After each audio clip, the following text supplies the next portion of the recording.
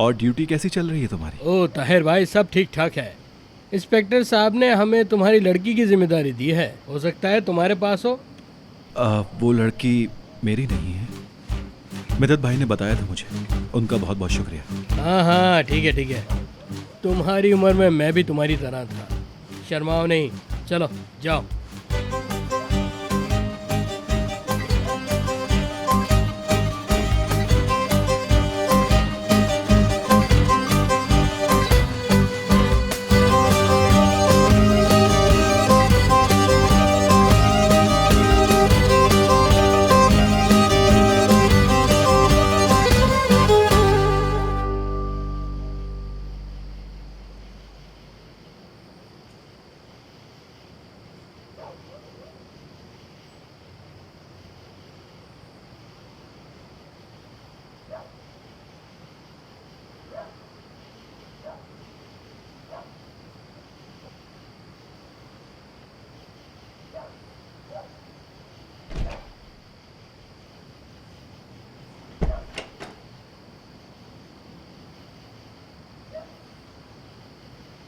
डरावना ख्वाब था?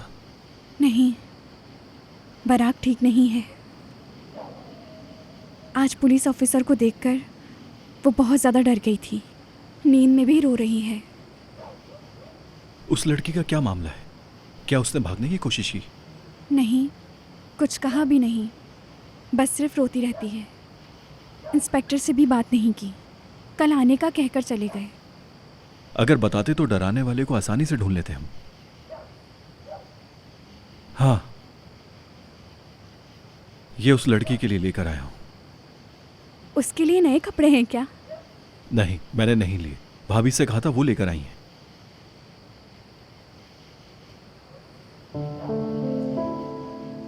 तुम दोनों का बहुत शुक्रिया। बराक को बहुत अच्छा लगेगा। अगर खुश होते हुए वो नाम भी बताते तो हमें बहुत ज्यादा अच्छा लगेगा। उसे थोड़ा वक्त देना होगा। उन दिनों का असर आसानी से नहीं जाता।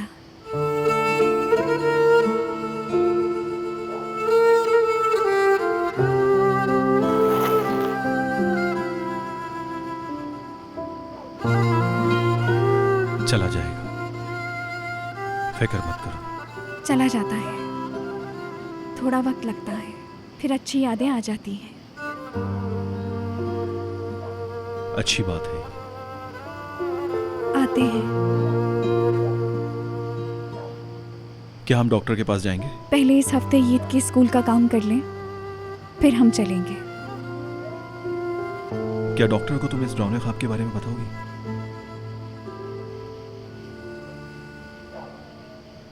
और मुझे? तुम्हारे साथ नहीं।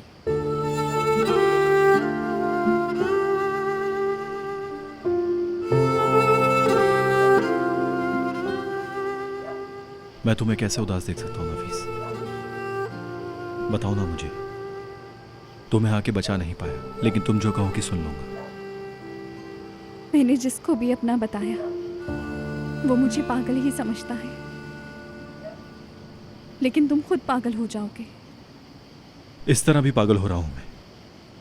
और जब तुम मुझे कुछ नहीं बताती हो तो मेरे दिमाग में कई कहानियां बन जाती हैं। अचानक से पागल हो जाता हूं मैं। ताहिर, मेरी बात सुनो। आइंदा तुम्हें इस वक्त दरवाजे पे खड़े देखा तो बंदूक के साथ यहां से निकालूंगा।